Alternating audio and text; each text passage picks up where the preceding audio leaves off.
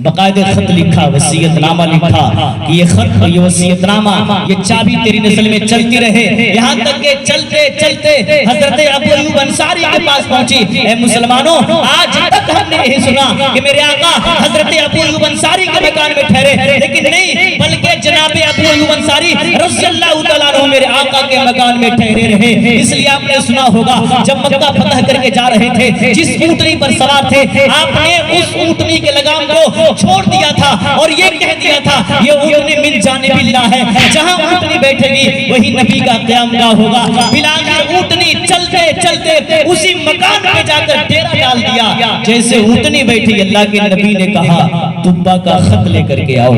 मदीने के लोग पुकार उठे, वाकई आप अल्लाह के सच्चे पैगंबर हैं। आका कुरान के पारों में तेरे नाम का चर्चा है, चांद सितारों में तेरे नाम का चर्चा, गुलशन के हर एक रंग में गुल में तेरी खुशबू, रंगीन बहारों में तेरे नाम का चर्चा, मौजों की रवानी में तलातुम में बहर में, खामोश किनारों में तेरे नाम का चर्चा, मस्जिदों के मेहराब मिंबर के मुसल्ला चारों में सुना हमने तेरे नाम का चर्चा। कहता है कमर फिर कभी उंगली उठाए, उंगली के इशारों में तेरे नाम का चर्चा। हमने उस नबी का कलमा पढ़ा है, हम अपनी कीमत को हमने आज तक नहीं जाना, हमने आज तक नहीं पहचाना। हमारी जिंदगी ऐसे ही गुजरती चली जा रही है, लेकिन हमें पता ही नहीं है ये दीन हम तक पहुंचा कैसे है। इस दीन को पहुंचाने के लिए सहाबा ने कितनी बड़ी कुर्बानियां दी हैं। हमें तो आज हदीस मुफ्त मिल रही है, आज तो घर घर जा करके उलमा नबी की हदीस सुना रहे हैं। लेकिन आपको क्या पता है कि उस जमाने में लोग हदीस को हासिल करने के लिए कैसे कैसे लंबे सफर तय किया करते थे। आइए मैं आपको एक वाक़या सुनाता हूँ। एक सहाबी के बारे में आता है, उन्हें पता चला किसी के पास एक हदीस है, एक ने ऊँटनी खरीदी, जाकर 1 महीने का सफर किया, दरवाजे के पास पहुंचा, कुंडी खटखटा रहा है, अंदर से किसी ने पूछा कौन है, कहा जाबिर हूँ। आप जानते हैं जाबिर कौन है? जाबिर बिन अब्दुल्लाह बिन हराम का बेटा है। अब्दुल्लाह बिन हराम आप जानते कौन है? तिरमिज़ी शरीफ की रिवायत है, फरमाया अल्लाह तबारक व तआला सबसे पर्दे के पीछे बात करता है, मगर जाबिर तेरे वालिद से अल्लाह ने आमने सामने बात की है, इसलिए कि शहीद हो गए थे, 6 बेटियां छोड़ के जिहाद में चले गए थे।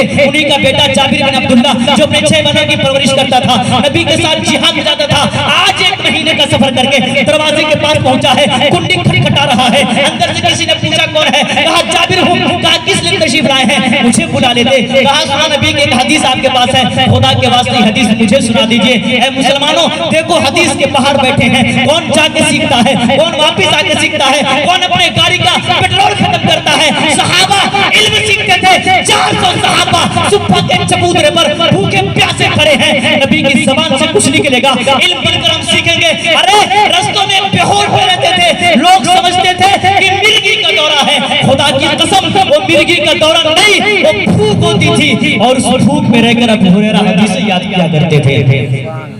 हदीस में तो जब उलमा को इन मदारिस के चलते के खातिर दर बदर जाते देखता हूँ तो दिल से आहें निकलती हैं। अल्लाह इनकी हिफाजत फरमाए। कितनी परेशानियां सह सह कर, क्या इनकी सेहतें नहीं है, क्या इनकी जवानियां नहीं है, ये सब कुछ कर सके, लेकिन मुसलमानों कहीं अल्लाह का कुरान मुसलमानों से बिल्कुल न निकल जाए। एक गली में खड़े हो जाए, कुरान पढ़ने वाला एक शख्स नहीं मिलेगा, मोहल्लों में चले जाए, कुरान समझने वाला एक शख्स नहीं मिलेगा। हमारे नबी ने तीर खा के कुरान पहुंचाया, हमारे नबी ने पत्थर खा के कुरान पहुंचाया, हमारे नबी ने अपने पांव पे वरम डलवा कर कुरान पहुंचाया। अल्लाह इन उलमा के मराती पूछेंगे, हमारे सामने झोलियां फैलाकर चंदे करते हैं, हमारे ताने सुनते हैं, लेकिन फिर भी नबी की हदीसें सुनाते हैं, वही कुरान के अल्फाज सुनाते हैं। इनके पांव की खाक को जो सुरमा बनाएगा उसकी आंखें भी रोशन हो जाएंगी।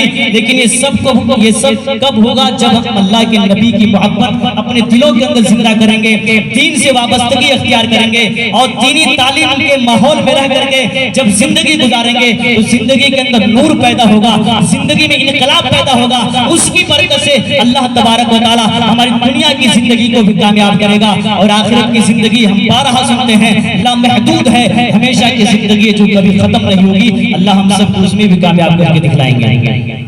लेकिन शर्त अपने ईमान को मजबूत बनाना होगा, अपने ईमान को पुख्ता बनाना होगा, तब जाकर के हमें इज्जत और शराफत हासिल होगी, कामयाबी और कामरानी नसीब होगी और दुनिया में हम कहीं भी जाएंगे इंशाअल्लाह कामयाबी हमारी कदम पर चलेगी। हर काम के लिए मेहनत शर्त है, जब तक मेहनत नहीं करेंगे कोई चीज हमें बगैर बैठे हासिल, घर बैठे हासिल नहीं हो सकती। एक वाक़या सुनाता हूँ आप हजरात को ईमान के ऊपर। एक राजा दीवान काफिर बादशाह था, उसका बेटा मुसलमान हो गया। मुसलमान क्यों हुआ, कैसे हुआ? वो लोग जो अरब से आते थे समुद्री इलाकों से तिजारत करने के लिए, तो उन लोगों ने अपनी तिजारत में अपना नुकसान उठाया, लेकिन किसी आदमी के साथ धोखा नहीं किया। आज तो नमाज पढ़ने वाले भी करोड़ों हैं, हज करने वाले भी करोड़ों हैं, ज़कात देने वालों की भी बहुत लंबी तादाद है, लेकिन अखलाक की जो सड़क है ना बिल्कुल खाली पड़ी, इस पर कोई चल ही नहीं रहा है।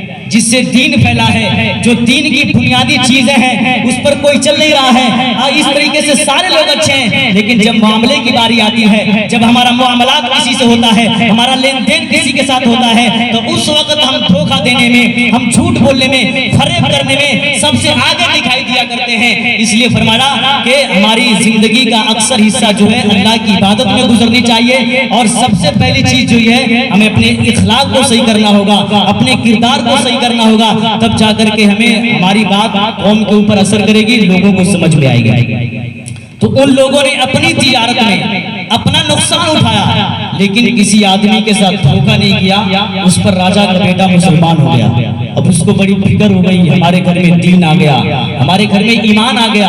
उसने खुदा जाने हिंदुओं के पंडितों को बुलाया और बुला करके ये कहा कि भाई तुम लोग अपना दीन समझाओ, अपना ईमान समझाओ। ये तो बड़े नुकसान और खसारे की बात है कि राजा का बेटा मुसलमान हो गया, ये तो बड़े नुकसान की बात है। तो आए कहने लगे, देखो अगर तेरा बेटा मुसलमान रहा तो इसकी बरकत से तेरा पूरा घर दीनदार बनेगा, पूरा घर मुसलमान होगा। इसलिए मैं तरकीब बताता हूँ, ये मर जाएगा। अच्छा है, कितना हो ना फरमान बेटा हो, बाप चाहेगा कि मेरी औलाद मेरी आंखों के सामने मर जाए, हो ही नहीं सकता है। तो दूसरे ने कहा अगर तू मुसलमान है, वाकई तुमने नबी का कलमा पढ़ा है, तो हम तेरे ईमान का अंदाजा उस वक्त लगाएंगे, इस पूरे मजमे के सामने हम तुझे लोहा गर्म करके देते हैं और उस लोहे को 5 मिनट अपने सीने से लगा करके दिखाओ। अब उस लड़के को डराया जा रहा है, धमकाया जा रहा है, उसके ईमान को छीनने की कोशिश की जा रही है। लेकिन जो लोग कलमा पढ़ते थे पहले, वो हमारी तरह नहीं थे कि हम पैसों के पीछे बिक जाते हैं। हम तो चंद पैसों के, चंद सिक्कों के पीछे अपने ईमान का सौदा कर लिया करते थे, कर लेते हैं। लेकिन सहाबा का ईमान और जो हमसे पहले जो लोग गुजर चुके उनका ईमान हमारी तरह नहीं था। वो तो ये कहते थे बोटियां उड़ा सकते हो, कीमा बना सकते हो, पर खुदा की दी हुई ईमान की दौलत दिल से नहीं निकाल सकते। साफ साफ उन लोगों का ऐलान था। इसलिए दौलत उनके सामने कुछ नहीं थी, दुनिया का झमेला उनके सामने कुछ नहीं था। उन्हें तो बस ईमान पसंद था और उनको पता था ईमान ऐसी चीज है, ईमान इतना मजबूत सरमाया है, अगर ईमान पर खात्मा हो गया, वही कब्र जिसको जन्नत का बाग या जहन्नम का गढ़ा कहा जाता है, ईमान पर खात्मा हो गया तो कब्र जन्नत का बाग बन जाएगी। फुलसरात में अल्लाह बिजली की तरफ पार करेगा और ईमान ही की बदौलत अल्लाह ताला हमें जन्नत में भी दाखिला नसीब फरमाएगा।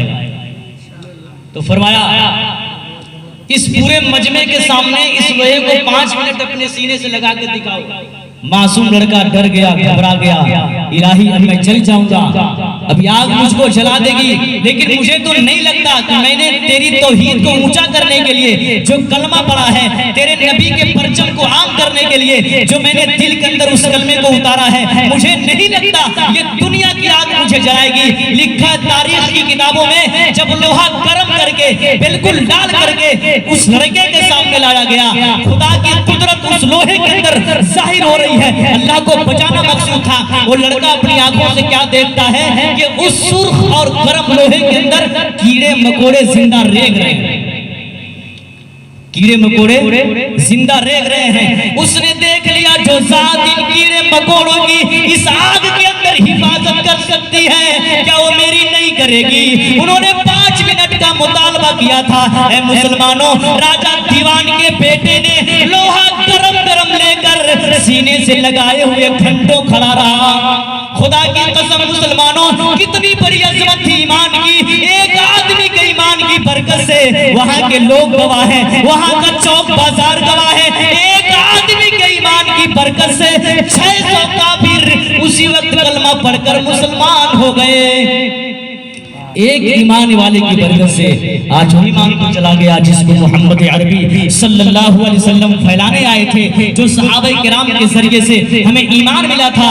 आज उसी को बनाने की जरूरत है, उसी के बारे में सोचने की जरूरत है। ये दुनिया की जिंदगी तो कुछ भी नहीं है। हम बारहा सुनते हैं ये दुनिया धोखे का घर है, ये दुनिया मच्छर का पर और मकड़ी का जाला है। और शायर कहता है हाथी जैसों को पछाड़ा मौत ने, खेल कितनों का बिगाड़ा मौत ने, कब्र में मैयत उतरनी है जरूर और जैसी करनी वैसी भरनी है जरूर। एक दिन ऐसा आता है इंसान दुनिया के अंदर बहुत सारा अरमान लेकर के घूमा फिरता है और न जाने कैसे कैसे सोच इंसान दुनिया के अंदर रखा रहता है, लेकिन मौत आकर के सारा खेल बिगाड़ देती है। इसलिए मौत बता करके नहीं आती, इसलिए इंसान को हर वक्त अपने आप को तैयार रखना चाहिए कि कब अल्लाह के पास से बुलावा आ जाए, कब अल्लाह के पास जाकर के मिल जाए। इसलिए फरमाया सबसे होशियार और सबसे अक्लमंद आदमी जो है जो मरने से पहले पहले आखिरत की तैयारी कर ले। यही ला इलाहा इल्लल्लाह का पैगाम है कि मरने से पहले पहले हम अपने अल्लाह को राजी कर जाएं, अपने रसूल को राजी कर जाएं, अपने पैदा करने वाले को राजी कर जाएं, हम हुकूक को अदा करने वाले बन जाएं। और जब दुनिया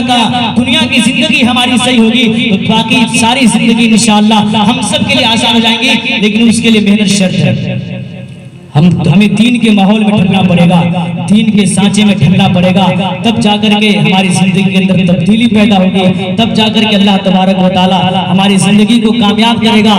लेकिन हम दीन के लिए मेहनत करते ही नहीं। 50 साल की उम्र हो गई, 60 साल की उम्र हो गई, नमाजों की परवाह नहीं, आती भी नहीं। और सबसे अफसोस और दुख की बात है हमने कभी किसी से जाकर के सीखी भी नहीं। बस मुसलमान के घर में पैदा हुआ, मुसलमान के घर में मौत आ रही है, मगर मरते वक्त भी कलमे तैयबा याद नहीं रहता, दुरूद पाक याद नहीं रहता, इस्तग़फ़ार याद नहीं रहता। क्यों? सारी उम्र कभी हमने इन चीजों को अपनी जरूरत नहीं समझी। अगर जरूरत समझी होती तो जरूर याद होता।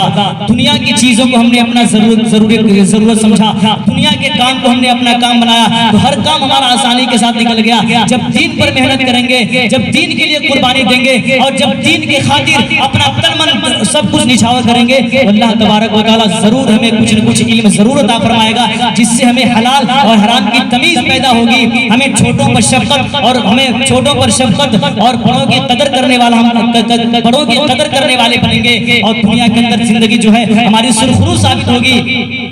इसके लिए हमें मेहनत शर्त है, हमें मेहनत करनी पड़ेगी। अगर जिंदगी के अंदर आगे बढ़ना है, अगर जिंदगी को कामयाब करना है, तो अपने अंदर सुधार पैदा करना होगा, अपने अंदर तब्दीली पैदा करनी होगी, अपने अंदर उस नबी के तरीके को जिंदा करना होगा जो तरीका सहाबा किराम ने अपनी जिंदगी के दाखिल किया था। तब जाकर के दुनिया के अंदर उनको जन्नत की बशारत मिली, जन्नत का परवाना मिला। और सहाबा किराम के बारे में अल्लाह के नबी ने फरमाया अस्हाबी कन्नुजूम बिअय्यिहिम इह्तदयतुम, कि मेरे सहाबा सितारों के मानिंद हैं। अगर कोई शख्स दुनिया के अंदर किसी एक सहाबी की इत्तिबा कर लेता है, किसी एक सहाबी के नक्शे कदम पर चलता है, तो अल्लाह उसकी दुनिया को भी बनाएंगे और आखिरत को भी संवारेंगे।